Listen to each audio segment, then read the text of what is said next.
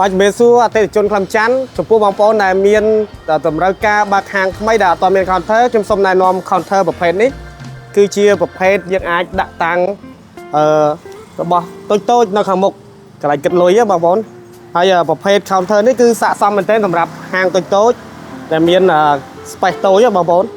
ហើយយើងអាចកំងកោងក៏បានដែរដើម្បីកុំឲ្យក្មេងៗពេលដែលយើងគិតលុយទៅ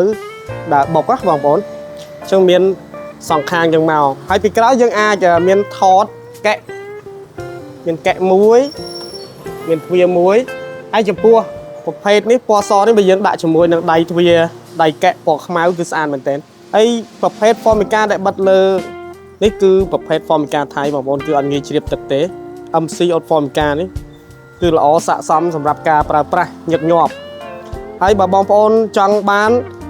ដាក់កង់រុញគឺខាងជាងយើងខ្ញុំអាចដាក់កង់រុញបានទៀត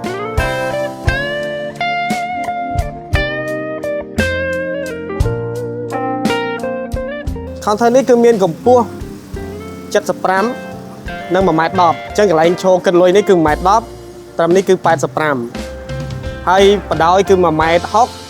ហើយទទឹងឬក៏ជម្រៅហ្នឹងគឺ60អញ្ចឹងចំពោះបងប្អូនស្រីដែលគាត់មានកម្ពស់មិនថាខ្ពស់ឬក៏ទាបទេគឺស័ក្តិសមមែនទែនគឺអត់រើសទេអត់រើសកម្ពស់ទេ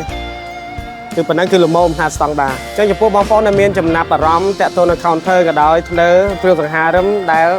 សម្រាប់យកទៅបើកហាងថ្មីបងប្អូនអាចតាក់ទងសិប្បកម្មលំច័ន្ទបានសូមអរគុណ